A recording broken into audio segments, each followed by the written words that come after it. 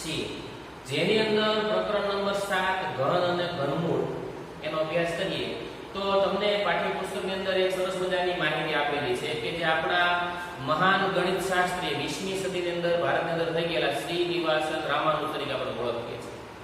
તો એના વિશે આપણે પહેલા માહિતી લઈએ, કારણ કે એનો એક રસપ્રદ કિસ્સો આપણને આપેલો છે. હવે એની આપણે ઊંડાણથી માહિતી થોડી બેઝિક જોઈએ તો આપણા જે રામાનુજ આપણે જેમને કહીએ છીએ એનું નામ છે શ્રીનિવાસ અય્યંગર રામાનુજ. હવે તેમના જન્મ અવસરની વાત કરીએ તો જન્મ છે 22 ડિસેમ્બર 1887 ના તામિલનાડુના ઈરોડા ગામમાં થયો હતો. તો આપણા જે મહાન ગણિતશાસ્ત્રી છે તે 20મી સદીમાં થઈ ગયા. એનું અવસાન છે 26 એપ્રિલ 1920 ના રોજ થયું છે. એટલે કે 32 વર્ષની નાની ઉંમરમાં એક મહાન એવું કાર્ય કરી ગણિતશાસ્ત્ર તરીકે પોતાની ખ્યાતિ નોંધાવી અને આપણી વચ્ચેથી વિદાય લીધી છે. હવે જીવનકાળ દરમિયાન લગભગ 3900 જેટલા એને પરિણામોની શોધ કરી. ગણિતના અલગ અલગ કોયડાઓ જે છે એનો ઉકેલ મેળવવાની શોધ કરી છે. 3900 જેટલા પરિણામો. મિત્રો એ 12 વર્ષની નાની ઉંમરે તમારી જેવી ઉંમર જે હોય એ ઉંમરમાંથી ગણિતની અંદર ખૂબ એવું રસ લઈ અને આગળ પડતું કામ કરેલું છે અને એ નાની ઉંમરથી જ ગણિત પ્રત્યે એટલા બધા લગાવ રાખતા હતા અને એમાં સંશોધન કરતા ગયા, નવા પરિણામો છે એનું શોધ કરતા ગયા અને બધું એને પોતાની જાતે પોતાની આત્મસંશોધનથી આપણી વસ્તુ કરેલી છે. અને રાષ્ટ્રીય ગણિત દિવસ તરીકે જન્મ જયંતિ 22 ડિસેમ્બર છે એ દિવસે આપણે રાષ્ટ્રીય ગણિત દિવસ તરીકે ઉજવીએ છીએ. હવે તમારા પાઠ્યપુસ્તકની અંદર આપેલી જે માહિતી છે એમાં એક રસપ્રદ વાત એ છે કે G.H. હાર્ડી નામના એક ગણિતશાસ્ત્રી જે છે એ આપણા શ્રીનિવાસન રામાનુજ સાહેબને મળવા આવે છે અને એ વખતે જે ગાડી લઈને આવે કોન્વોય કે જે કાંઈ ટેક્સી છે તો એ ટેક્સી ઉપર જે એક નંબર લખેલો હોય છે 1729 નંબર, 4 અંકનો નંબર હોય. એટલે બંને વાતચીત કરતા જે હાર્ડી સાહેબ છે એ નંબર જોઈ કે છે કે આ રસપ્રદ નંબર છે, જાદુઈ નંબર છે, એટલે કે બ્યુલ નંબર છે એવું વાત કરે છે. તો રામાનુજ સાહેબ જે આપણે એમ કહે છે કે ના ખરેખર સાચી વાત છે કે આ એક રસપ્રદ નંબર છે, કારણ કે આ 1729 છે એ બે સંખ્યાઓના ઘનના સરવાળા તરીકે આપણે એને પરિણામમાં મેળવી શકીએ. હવે તમે જોશો તો 1729 છે એ 1728 વત્તા 1 કરતા મળે તો 1728 એ એનો 12મો ઘન છે અને 1મો ઘન 1 મળે. પછી બીજી રીતે આપણે જોઈએ તો 1729 ના બે ભાગ એવા થાય કે 1000 અને 729. 1000 છે 10નો ઘન અને 729 છે 9નો ઘન તરીકે. હવે ઘન શબ્દ આવ્યો, ઘન એટલે એક ભૂમિતિનો શબ્દ છે કે એક ક્યુબ. તમને ખબર હોય તો ક્યુબ ઓલા ચક્કરો ફેરવીને રમ્યા કરો છો ઘણીવાર. તો ક્યુબ એટલે એક એવી આકૃતિ કે જે ઠોસ ઘન આકાર છે અને દરેક સપાટી જે છે બધી સપાટી કેવી હોય, સરખા માપની હોય. તમને એક આકૃતિ બતાવો, બોક્સ છે આ બોક્સ છે કેવું છે, આ લંબ ઘન છે, ઘન આકાર છે પણ કેવો લંબ ઘન, કારણ કે જેની સામે બાજુની સપાટી જે છે એ સમાન આકારની હોય. તો ચારે બધી બાજુ જો 8 બાજુઓ છે. એક તમને બહુફલક બતાડું તો આ જે આકૃતિ છે બહુફલક કહેવાય. આ ઘન આકાર છે પણ નામ શું છે, બહુફલક કહેવાય, કારણ કે આની બધી બાજુએ સપાટીઓ છે, ઘણી બધી સપાટીઓ ધરાવતો આકાર છે. પછી એક જોઈએ આપણે આ મંદિર આકારની આકૃતિ. તો આની અંદર તમે આ ભાગ જે છે ઉપર મંદિરની ટોચ પિરામિડ જેવો એને આપણે સપાટ ભાગ ગણીએ તો તમને ઘન આકાર મળે કે જેની બધી બાજુ કેવી મળે આપણને, સમાન માપ. આ ઘન આકાર છે એના ઉપર આપણે એને ઘન કહીએ તો કોઈ પણ અંક એનો તેની સાથે 3 વખત ગુણાકાર કરતા આપણને ઘન સંખ્યા મળે. હવે બીજી આપણે બે રકમ તમને આપેલી છે પાઠ્યપુસ્તકમાં કે 4104. 4104 છે એ પણ રસપ્રદ રકમ છે, કારણ કે 9નો ઘન કરો 729 અને 15નો ઘન તમે કરો 3375. તો આ બે સંખ્યાના સરવાળાથી તમને 4104 જવાબ મળે. બીજો બે ભાગ પડી જોઈએ તો કે ભાઈ 4184 2નો ઘન કરો 8 અને 16નો ઘન 4096 કરી આપણે. તો એ બે સંખ્યાના સરવાળા કરવાથી પણ આપણને સંખ્યા મળે છે. એટલે ઘણી એવી સંખ્યાઓ રસપ્રદ હોય કે જે આપણે એને સંખ્યા સાથે રમતો કરી આપણે એને વિભાજન કરીને વિચારીએ તો એમાંથી ઘણી બધી રસપ્રદ પેટર્નો જો આપણને મળતું હોય. જે એક સંખ્યા તમને આપી છે 13832. 13832 સંખ્યા છે એ પણ કોઈ પણ બે સંખ્યાઓના ઘનના સરવાળાથી આપણને પરિણામમાં મળે. જો 18 નો ઘન કરો તમે એટલે કે 5832 મળે અને 20 નો ઘન 8000 મળે. તો બે સંખ્યાનો હજી જોઈએ આપણે 13832 તો 2 નો ઘન 8 કરીએ અને 24 નો ઘન તો 13824. તો આ બે સંખ્યાનો સરવાળો કરતા પણ આપણને 13832 સંખ્યા મળે. તો આવી ઘણી બધી સંખ્યાઓ છે કે જેને આપણે આ રીતે એના ઊંડાણમાં જોઈએ તો આપણને ખ્યાલ આવે. આપણા જે શ્રીનિવાસન રામાનુજ સાહેબ જે હતા એને સંખ્યાઓ અંકો ખૂબ પસંદ હતા. હજી એક એવી પેટર્ન છે કે તમને એમાં 9 ખાનાઓમાંથી તમે આડો ઉભો સરવાળો કરો તો તમને એના જન્મ તારીખ સુધી મળે. કોઈ પણ વ્યક્તિની જન્મ તારીખ શોધી શકે એવી રસપ્રદ પેટર્નો છે. તમને પછીથી એને જણાવશું કે કઈ રીતે એ પણ તમે કોયડા ઉકેલી શકો અને બીજા વ્યક્તિની સાથે આપણે એને રમત રમી શકીએ. તો એ પછી આપણે એને તમારી સામે રજૂ કરીને શીખવશું. તો આ જે છે ઘન અને ઘનમૂળ એવી વસ્તુ જે છે આ પાઠની અંદર આપણે જોવાની છે. તમને અગાઉનો પાઠ જે છે છઠ્ઠો પાઠ એમાં વર્ગ અને વર્ગમૂળ શીખી ગયા ત્યારે તમને ખ્યાલ હતો કે કોઈ પણ સંખ્યાનો તે જ સંખ્યાઓ સાથે બીજી વાર ગુણાકાર કરો એટલે એ જે સંખ્યાનો 2 વાર ગુણાકાર કરતા વર્ગ સંખ્યા મળે. એ જ રીતે 3 વાર ગુણાકાર કરતા ઘન સંખ્યા મળે. તો વર્ગ મેળવવા અને વર્ગમૂળ મેળવવા એ તમે છઠ્ઠા પાઠમાં શીખ્યા. આજે આપણે ઘન અને ઘનમૂળની જે પ્રક્રિયા છે એ શીખવાની છે. વ્યાખ્યા જોઈએ તો ઘન કોને કહેવાય? તો એકની એક સંખ્યાનો 3 વખત ગુણાકાર કરવાથી મળતી સંખ્યાને ઘન સંખ્યા કહેવાય. હવે ઉદાહરણ જોઈએ, દાખલા તરીકે એક સંખ્યા લે 1 ગુણ્યા 1 ગુણ્યા 1. એકની એક સંખ્યાને 3 વખત ગુણાકાર કર્યો એટલે આપણે 1 નો ઘન એમ દર્શાવાય. જે નીચે છે 1 એ આધાર છે, 3 એ ઘાતાંક છે. આપણે ઘાતાંકના પ્રમાણમાં આપણે આ વસ્તુ જોઈ લીધી. તો 1 નો 3 ઘાત 1 નો ઘન એમ વંચાય. 1 નો ઘન એટલે મળતે શું પરિણામ મળે 1. તમને ખ્યાલ છે કે કોઈ સંખ્યા વર્ગમૂળના પાઠમાં પણ જોયું કે 1 નો વર્ગ 1 મળે અને 1 નું વર્ગમૂળ પણ 1 મળતું આપણને. તો એ આપણે જોઈ લીધું છે. હવે 2 ગુણ્યા 2 ગુણ્યા 2 તો 2 ગુણ્યા 2 ગુણ્યા 2 કરીએ તો એને 2 નો ઘન એમ લખાય. તો 2 નો ઘન કેટલો થાય? 2 × 4 = 8. 2 નો ઘન 8 મળે. પછી 3 લઈએ સંખ્યા ઉદાહરણ તરીકે 3 ગુણ્યા 3 ગુણ્યા 3 એમ 3 નો ઘન ગુણાકાર કરીએ તો 3 નો ઘન એમ લખાય. 3 નો ઘન મળે 27 પરિણામ. હવે ઘનમૂળ પ્રશ્ન આપણે વ્યાખ્યા જોઈએ તો આપેલી સંખ્યા જે સંખ્યાનો ઘન છે તે સંખ્યાને આપેલી સંખ્યાનું ઘનમૂળ કહેવાય. હવે ઘનમૂળ માટે સંકેત શું વપરાય છે? વર્ગમૂળની નિશાની વપરાય. એવું જ સંકેત છે, માત્ર અહીંયા આપણે ઘનની નિશાની માટે 3 એવું લખેલું આવશે. એટલો તફાવત છે. વર્ગમૂળના પાઠમાં આપણે વર્ગ નિશાની માટેનું જોઈએ, વર્ગમૂળ માટે નિશાની, આ ઘનમૂળ માટે નિશાની જોઈએ. તો ઉદાહરણ તરીકે લખીએ તો આપણે 8 નું ઘનમૂળ શોધવું હોય તો લખાઈશું કે ઘનમૂળની નિશાની કરવાની એમાં 8 લખ્યા તો 8 નું ઘનમૂળ મળે 2. પછી 27 નું ઘનમૂળ મળે 3. 64 નું ઘનમૂળ કેટલું થયું? 4. વંચાય કઈ રીતે? તો આ લખ્યું છે વંચાય એવું કે 8 નું ઘનમૂળ 2, 27 નું ઘનમૂળ 3, 64 નું ઘનમૂળ 4. આ રીતે એનું વાંચન થાય. તો આ વસ્તુ પણ આપણને ખ્યાલ હોવો જોઈએ, ખાસ યાદ રાખજો. પછી છે આપણે કે કોઈ પણ સંખ્યા જો એકી સંખ્યા હોય તો તેનો ઘન એકી સંખ્યા મળે.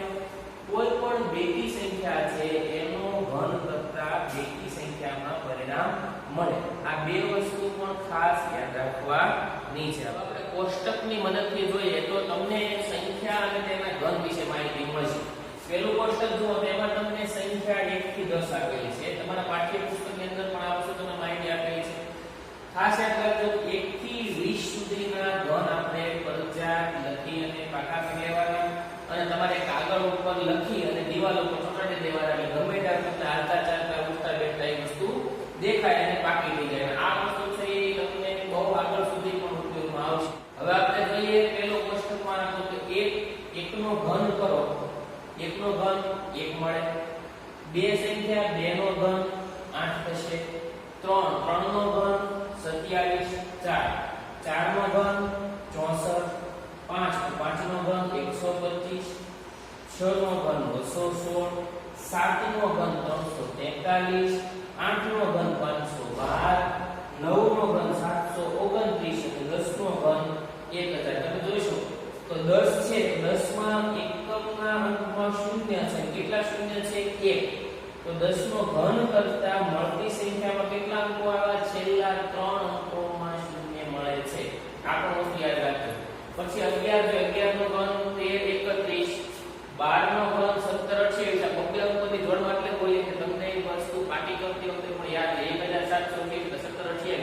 એવું શબ્દ યાદ રાખવા તમને સરળતા રહેશે. પછી 13 સંખ્યા 13 નો ઘન 21 97, 14 નો ઘન 27 44, 15 નો ઘન 33 75, 16 નો ઘન 40 96, 17 નો ઘન 49 13, 18 નો ઘન 58 32, 19 નો ઘન 68 59 અને 20 નો ઘન 8000. જો 2 નો ઘન 8 થાય છે તો 20 નો ઘન 8000, તો 2 માં શૂન્ય એક લાગ્યું ને 8000 માં 3 શૂન્ય છે તો એ પણ તમને ખ્યાલ આવ્યો ભાઈ. 3 નો ઘન કેટલો થાય છે 27, તો 30 નો ઘન કરો તેમાં 3 શૂન્ય લગાડી દેવો એટલે 27 થઈ જાય. તો આ રીતે તમે ઘન જે છે એ પણ તમે સરળતાથી મેળવતા તમને આવડે. જો અહીંયા કેટલા શૂન્ય છે 20 માં એક શૂન્ય, તો આ સંખ્યાનો ઘન કરતા મળતી સંખ્યામાં કેટલા શૂન્ય મળ્યા 3 શૂન્ય મળ્યા. બીજું કે આપણે વર્ગમૂળના પાઠમાં શીખ્યા હતા કે કોઈ પણ સંખ્યા પૂર્ણ વર્ગ છે કે નહીં જાણવા માટે આપણે જોતા હતા કે એના એકમના અંકો કયા હોવા જોઈએ. તો એ મુજબ આમાં પણ જો કે કોઈ સંખ્યાનો ઘન કરતા મળતી સંખ્યાનો એકમનો અંક શું હશે, તો ત્રીજું કોષ્ટક છે એમાં આપણે જોઈએ તો કોઈ સંખ્યાનો એકમનો અંક 1 હોય એ સંખ્યાનો ઘન કરો તો એકમનો અંક શું મળે 1. કોઈ સંખ્યાનો એકમનો અંક 2 હોય એનો ઘન કરતા મળે 8. જો આ કેસ ધ્યાન રાખજો, બે સંખ્યા એકમના અંકમાં છે, ઘન સંખ્યા એકમનો 8 મળે અને 8 અંક હોય એકમના અંકમાં 8 સંખ્યા એનો ઘન કરતા એકમનો અંક શું મળે 2. જો આમાં એકમાં સરખું થાય છે 2 માં 8 8 માં 2. પછી 3 હોય એકમના અંકમાં એ સંખ્યાનો ઘન કરતા મળતી સંખ્યા એકમનો અંક શું મળે 7. અને જો 7 હોય એકમના અંકમાં ઘન કરતા શું મળે એકમના અંકમાં 3 અંક મળે. પછી 4 હોય તો 4 મળે, 5 હોય તો 5, 6 માં 6. તો આમાં પણ તમને યાદ રાખવાનું સરળ રહે.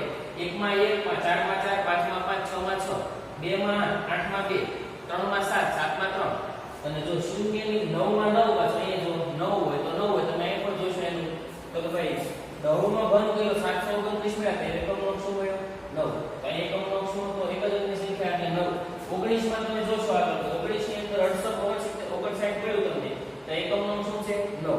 ઘન કરતા મળતી સંખ્યાનો એકમનો અંક શું મળ્યો 9. હવે તમને કોઈ પૂર્ણઘન સંખ્યા આપે એના ઘન મૂળમાં એકમનો અંક શું હશે એવું પૂછે તો પણ તમને ખબર પડે કે 1 હોય તો ઘન મૂળનો એકમનો અંક 1 હોય, 8 હોય પૂર્ણઘન સંખ્યામાં એના ઘન મૂળમાં એકમનો અંક 2 હોય. કોઈ સંખ્યાનો 7 અંક છે ઘન પૂર્ણઘન સંખ્યાનો તેના ઘન મૂળનો એકમનો અંક શું હોય 3. 4 હોય તો 4 હોય, 5 માં 5, 6 માં 6, 3 માં 7. 2 હોય પૂર્ણઘન સંખ્યાનો એકમનો તો ઘન મૂળનો એકમનો 8 મળે. 9 હોય તો 9. બીજું કે જો એકમના અંકમાં છેલ્લે કોઈ સંખ્યાના છેલ્લા 3 અંકો શૂન્યમાં હોય તો ઘન મૂળમાં છેલ્લા 1 અંક શૂન્ય હોય. પછી કોઈ પૂર્ણઘન સંખ્યાના 6 અંકો શૂન્ય હોય. કેટલા 6 અંકો, તો એ સંખ્યાના ઘન મૂળના છેલ્લા 2 અંકોમાં શૂન્ય હોય. તો જો અહીંયા તમે કોઈ પણ સંખ્યા છે એના છેલ્લે 1 શૂન્ય હોય તો એનો ઘન કરતા 3 શૂન્ય મળે. 2 શૂન્ય હોય સંખ્યામાં તેનો ઘન કરતા 6 શૂન્ય મળે. સંખ્યામાં છેલ્લે 1 અંકમાં 3 શૂન્ય હોય તો ઘન કરતા આપણને 9 શૂન્ય મળે. તો ગુણ્યા 3 કરી દેવાના, એ પણ તમારે યાદ રાખવાનું છે. આ 3 કોષ્ટકના આધારે તમને ઘણા ખરા પ્રશ્નો છે એના સોલ્યુશન મળી જાય. પહેલી વસ્તુ તમને 1 થી લઈને 20 સુધીના ઘન તમારે પાકા કરવાના છે અને ઝડપથી તમને 1 થી 10 સુધીના ઘન તો આપણને આવડી ગયા છે, એમાં જાજુ દૂર નહીં પડે. આમાં પણ દૂર પડે એવું કાંઈ છે નહીં. તમારે ખાસ કરીને થોડુંક યાદ રાખી લેવાનું શોર્ટકટ ટ્રીક. એકમના અંકને યાદ રાખી લેવાના. 14 અંક છે ને 27 44, તો એમાં જો 14 માં 4 આમાં 4 આવે તો એ પ્રમાણે યાદ રહેશે કે 14 માં એક ટુકડો છે આમાં 2 ટુકડા છેલ્લે આવશે. તો એવું કંઈ પણ તમે યાદ રાખી શકો. તમારે આપણે લખીને કોઈ પણ રીતે ઘન છે પાકા લઈ જવા જોઈએ 1 થી 20 અંકોના. તો આજે 2 કોષ્ટક 1 થી 20 સુધીના ઘનવાળા અને ત્રીજું કોષ્ટક છે કે એકમના અંક માટેનું. તમને એમ પૂછવામાં આવે કોઈ સંખ્યાનો પૂર્ણઘન સંખ્યા એકમનો અંક 9 છે તો એ સંખ્યાના ઘનમૂળનો એકમનો અંક શું હશે 9 મળે. કોઈ સંખ્યા પૂર્ણઘન સંખ્યાનો એકમનો અંક 6 હોય તો ઘનમૂળમાં એકમનો અંક શું મળે 6 મળે. એટલે ખાસ યાદ રાખવાનું 1 માં 1, 4 માં 4, 5 માં 5, 6 માં 6, 9 માં 9. 2 હોય તો 8 હોય, 8 હોય તો 2 હોય, 3 માં 7 ને 7 માં 3. એટલે એનો અંદર ક્રોસ થાય છે ક્યાં કયામાં બદલાય છે. આ ઝડપથી રમતની જેમ તમને યાદ રહી જાય એવું છે. જો એકવાર તમારી સાથે બોલજો 1 માં 1, 4 માં 4, 5 માં 5, 6 માં 6, 9 માં 9, 2 માં 8, 8 માં 2, 3 માં 7, 7 માં 3. પૂરું થઈ ગયું. 10 અંકો આવી ગયા. એક શૂન્ય હોય, 3 હોય, 2 હોય, 6 હોય, 3 હોય, 9 હોય, બરોબર, 4 હોય તો 12 હોય, તો ઈ પણ તમને ઝડપથી યાદ રહી જાય. તો આપણે ઘનમૂળનો પાઠ છે, બહુ સરળતાથી આપણે યાદ રાખી શકીએ એવો છે, બહુ નાનો પાઠ છે. આપણે જોઈએ પાઠ્યપુસ્તકની અંદર પેજ નંબર 111 ઉપર પ્રયત્ન કરો એમ તમને એક રકમ આપી છે. એમાં તમને એક સૂચના આપી છે કે આપેલી સંખ્યાઓના ઘન કરવાથી મળતી સંખ્યાનો એકમનો શું હશે. તો હમણાં જ આપણે કોષ્ટક નંબર 3 જોયું, એમાં આપણને ખ્યાલ હતો કે જો કોઈ સંખ્યાનો એકમનો આપેલો છે એના આધારે આપણે ઘન સંખ્યાનો અથવા કોઈ ઘન પૂર્ણ ઘન સંખ્યા આપી હોય તેના ઘન મૂળ સંખ્યાનો એકમનો એ જાણી શકીએ. હવે જોઈએ આપણે પેલું કામ કરીશું કે આ રકમ જે આપી છે એમાં સંખ્યાનો એકમનો શું છે એ ચકાસી લઈએ. તો સંખ્યાનો એકમનો અહીંયા 1 આપ્યો છે, અહીંયા એકમનો 8 આપ્યો છે, એકમનો 9, એકમનો 5, 4, 7, 2 અને 3. પેલું શું કર્યું આપણે આના એકમના અંકો જોઈ લીધા કે એકમના અંકમાં કઈ સંખ્યા આપી છે. હવે એના આધારે આપણે ઘન કરવાથી મળતી સંખ્યાનો એકમનો શોધીએ. તો જો એકમનો 1 હોય તો ઘન સંખ્યાનો એકમનો શું મળે 1. એકમનો 8 છે તો ઘન સંખ્યાનો એકમનો શું હશે. હવે તમારે યાદ કરવાનું છે આવા. ચાલો શું હશે, 8 હોય તો 2, 2 હોય તો 8, 8 છે કે શું આવે 2. અહીંયા છે 9, 9 હોય તો 9, 9 માં 9 આવતું હતું. એટલે એકમનો 9 હોય તે સંખ્યાનો ઘન કરવાથી મળતી સંખ્યાનો એકમનો 9 મળશે. 5 હોય તો શું મળે 5, 4 હોય તો 4. એટલે 7 માં ફેર પડે છે. 7 માં શું આવે 7 હોય તો 3. બરોબર, એકમનો 7 છે તો ઘન સંખ્યાનો એકમનો 3 મળે. એકમનો 2 હોય ઘન સંખ્યાનો એકમનો શું મળે 8 માં 2 હોય 2 માં 8. પછી એકમનો તો 3 હોય તો ઘન સંખ્યાનો એકમનો શું હોય યાદ કરો તો હમણાં તમે કે કાઢેલું છે, યાદ આવે છે. 7 માં 3 હતા, 3 માં શું આવે 7 આવે. એટલે કે આપણી સંખ્યા આટલી છે એટલે ખબર પડે કે આ જે સંખ્યાનો ઘન કરતા મળતી સંખ્યાનો એકમનો શું મળશે એ આપણને ખ્યાલ આવ્યો. જેના આધારે તો આપેલી સંખ્યાના માત્ર ને માત્ર એકમના અંકો જાણવાથી ઘન સંખ્યાનો એકમનો આપણે જાણી શકીએ. અને કોઈ પૂર્ણઘન સંખ્યાના એકમના અંકો આપણે જાણતા હોઈએ તો એના ઘન મૂળમાં મળતી સંખ્યાનો એકમનો શું હોય એ પણ આપણે જાણી શકીએ. હવે આપણે કેટલીક રસપ્રદ પેટર્નો જોવાની છે કે એકી સંખ્યાઓના સરવાળાથી આપણે ઘન સંખ્યા મળે છે. જો પેટર્નમાં જોઈએ કે નીચે આપેલી ક્રમિક એકી સંખ્યાઓનો સરવાળો એની પેટર્ન જુઓ. હવે તમે જો પહેલી સંખ્યા એકી સંખ્યા 1 આપી છે, તમારા પાઠ્યપુસ્તકની અંદર તમને આ વસ્તુ આપેલી છે, એમાં પણ એની સમજૂતી તમને મળશે. હવે જોઈએ 1 છે તો 1 એટલે 1 નો ઘન મળે. પછી જો 1 પછીની ક્રમિક એકી સંખ્યા કઈ આવે 3, એટલે બે ક્રમિક એકી સંખ્યાનો સરવાળો કેવો એટલે 3 અને 5 નો સરવાળો 8 મળે છે. 8 કોનો ઘન છે તો કે 2 નો ઘન કરતા 8 જવાબ મળે. પછી 5 પછીની એકી સંખ્યા કઈ આવે 7, તો બે સંખ્યા લીધી, હવે 3 સંખ્યા લે 7, 9 અને 11 નો સરવાળો કરતા 27 જવાબ મળે. 27 3 નો ઘન છે. 27 પેલો જવાબ 3 નો ઘન મેળવીએ. પછી 11 પછીની સંખ્યા કઈ આવે 13, તો અહીંયા આપણે 1 2 3 સંખ્યા લીધી તો 3 નો ઘન મેળવ્યો. હવે ચાર સંખ્યાઓ લઈએ તો 13 15 17 19 એનો સરવાળો કરતા 64 મળે છે જે 4 નો ઘન છે. પછીની સંખ્યા આગળ વધીએ તો 19 થી પૂરું કર્યું આપણે. હવે 21 આવે 19 પછી તો 21 23 25 27 29 એટલે પાંચ સંખ્યાઓ લીધી ક્રમિક એકી સંખ્યાઓ અને તેનો સરવાળો કરતા 125 મળ્યા તો જે જવાબ છે 5 નો ઘન છે. તો તમને ક્રમિક એકી સંખ્યાનો સરવાળો કરવાનો કીધો હોય અને એ સંખ્યાનો સરવાળો કરતા આપણને ઘન સંખ્યા મળે છે.